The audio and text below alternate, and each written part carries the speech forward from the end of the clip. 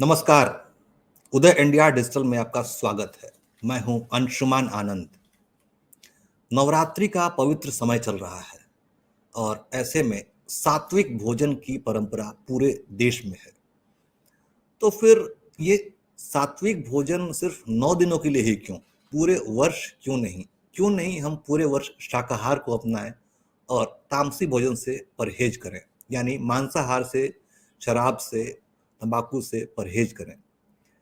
तो क्योंकि शाकाहार से हमारे शरीर को बहुत फायदा होता है, मन और आत्मा के साथ प्राण की भी शुद्धि होती है। तो शाकाहार की ये परंपरा पूरे देश में पूरे वर्ष चले और हम इसका प्रचार बंद करें और मांसाहार का प्रचार बंद करें और पूरे देश में शाकाहार को अपनाएं। तो इस विषय पर बात करने के लिए हमारे साथ एक विशिष्ट अतिथि मौजूद हैं। हमारे साथ हैं गणी राजेंद्र विजय महाराज जी, जो कि जैन मुनि हैं। उनके हजारों की संख्या में शिष्य हैं और उन्होंने व्रत ले रखा है कि इस संसार को मांसाहार की बुराई से दूर करेंगे।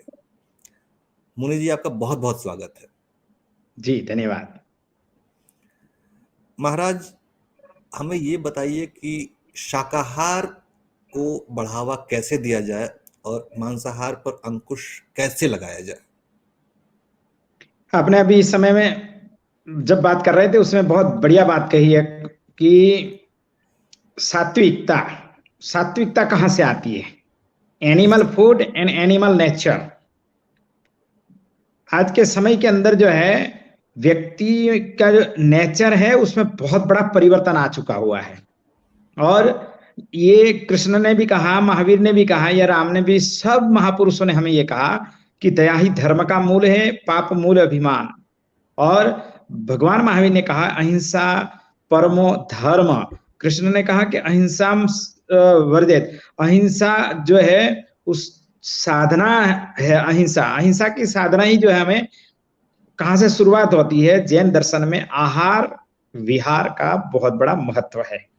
जैन दर्शन में आहार विहार का इतना बड़ा महत्व है कि उसमें कैसे खाना चाहिए, कैसे रहना चाहिए, किस तरह से चलना चाहिए, किस तरह से बैठना चाहिए। तो भगवान महावीर ने कहा कि आहार के जरा जावन पीढ़ी, किसी भी जीव की पीड़ा नहीं देना चाहिए।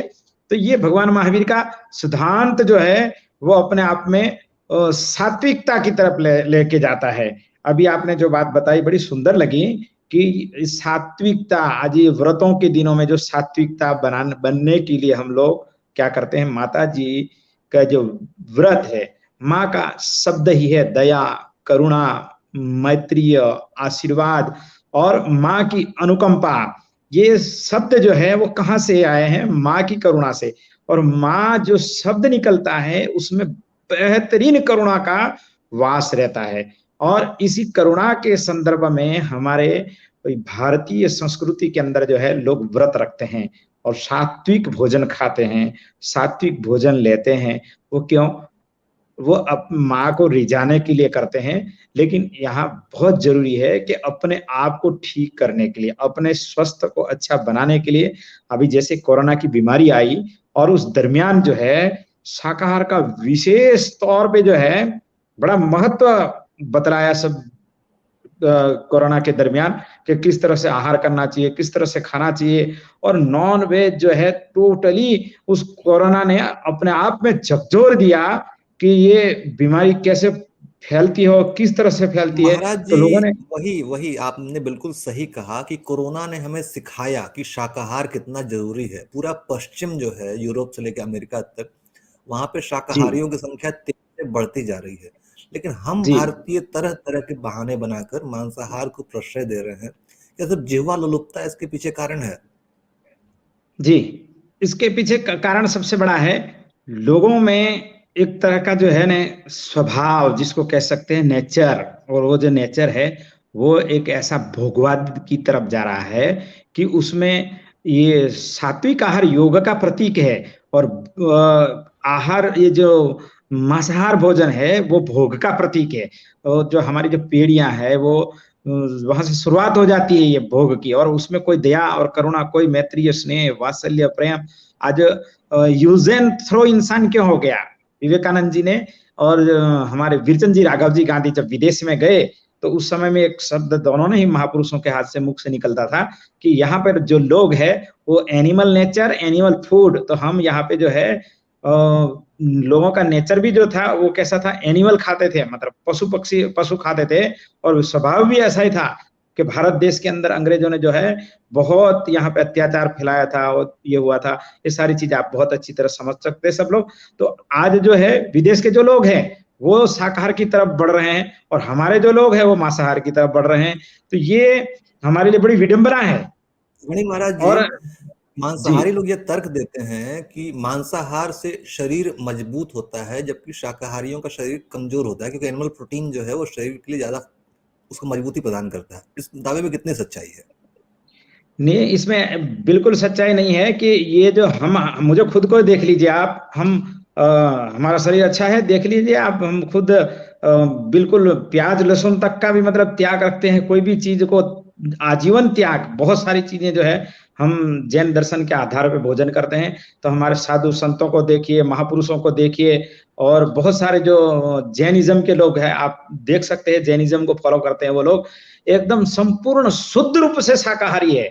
उसमें किसी भी तरह का प्याज लहसुन आलू या ये बहुत चीजों के ऊपर जो है परित्याग करते हैं। तो वो कम्युनिटी कैसी बुद्धिमान है, बलवान है, शौर्यवान है, देश विदेश में तक जाकर के जो है वो अपने दुनिया में जो है ना शाकाहार का झंडा गाड़े हुए हैं। आप अमिताभ बच्चन को देख ले लीजिए, आप हमारे अक्षय कुमार जी भी है, वो बार बार कई बार बात करते हैं कि शाकाहार ही सबसे श्रेष्ठ और उत्तम आहार है। तो वो ऐसे बहुत सारे, दारा सिंह जी जो थे वो भी शुद्ध शाकाहारी थे।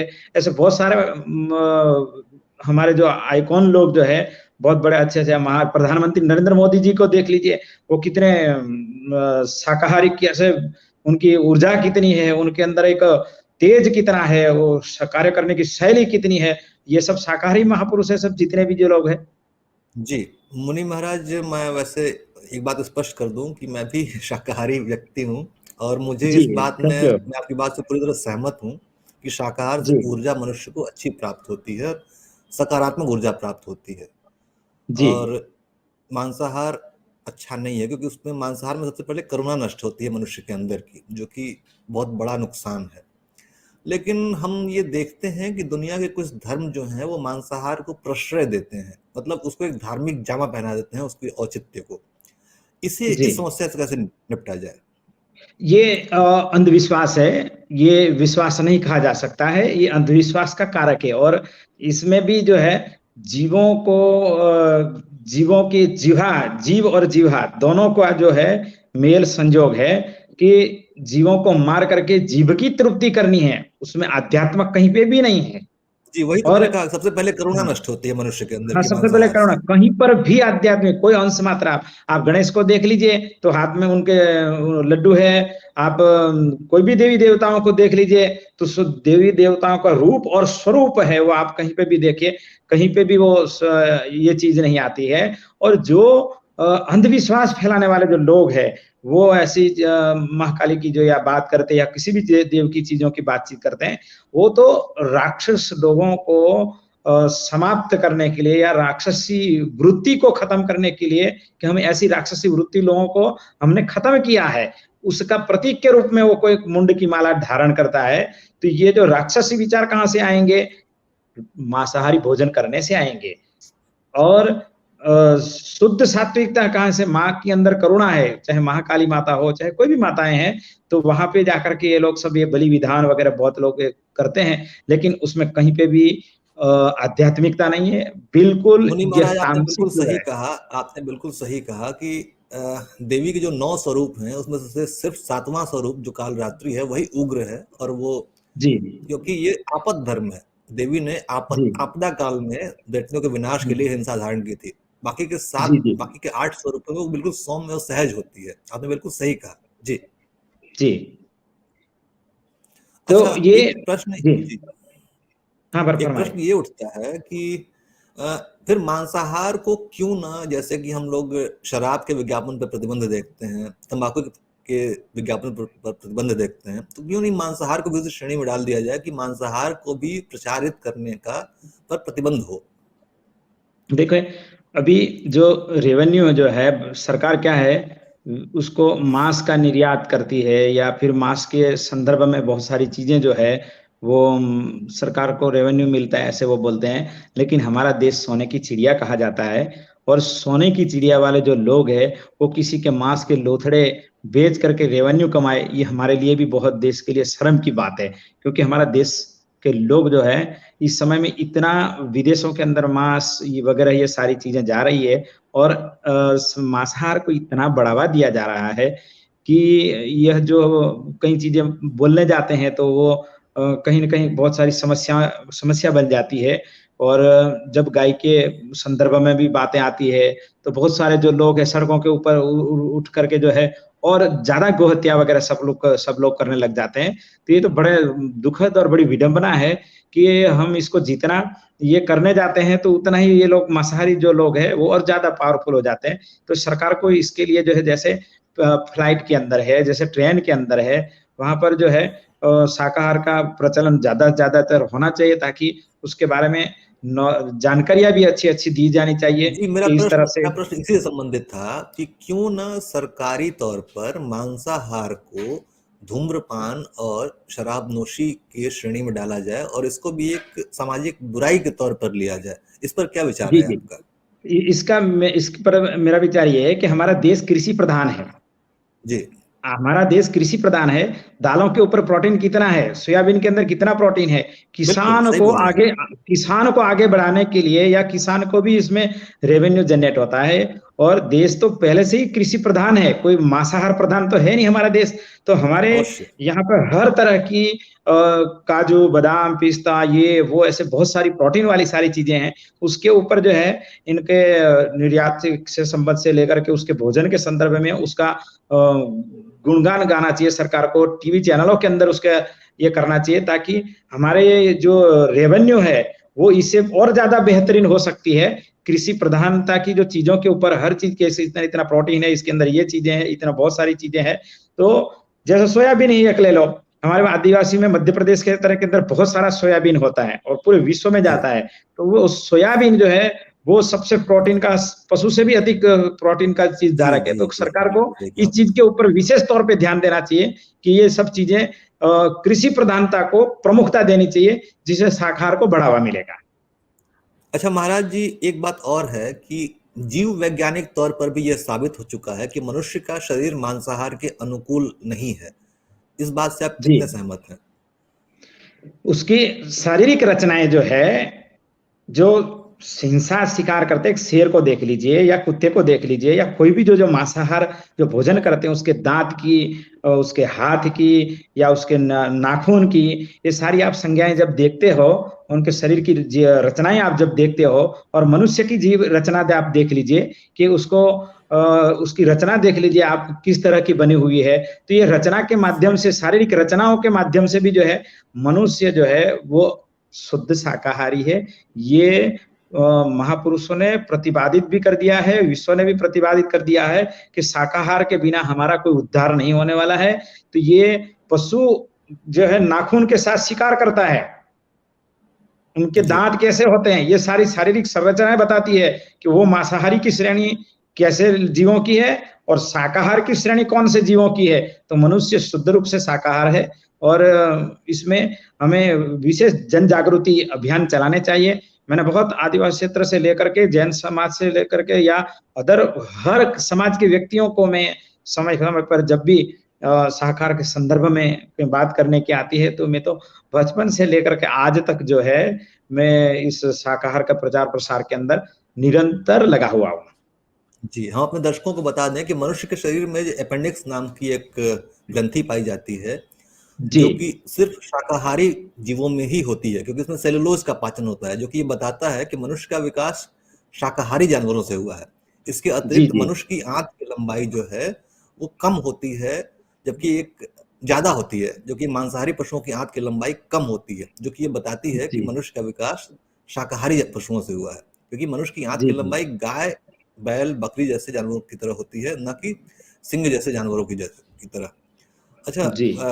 आपने बहुत अच्छा संदेश दिया महाराज जी। मैं चाहूंगा कि दर्शकों को जाते जाते आप आशीर्वचन देके जाएं।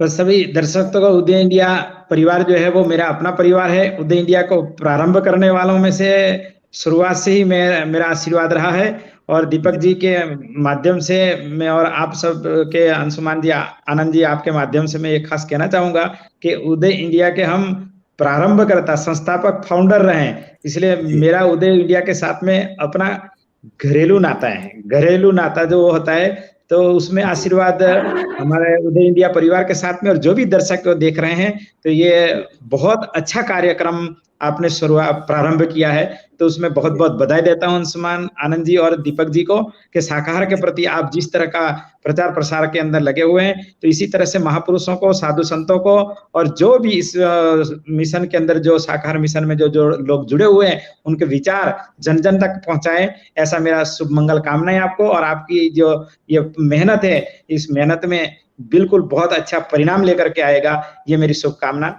मंगल कामना। जय जिनेन्द्रम, खूब आशीर्वाद, धर्म लाभ। जी जय महाराज, जय महाराज। जय, धन्यवाद। आशीर्वाद।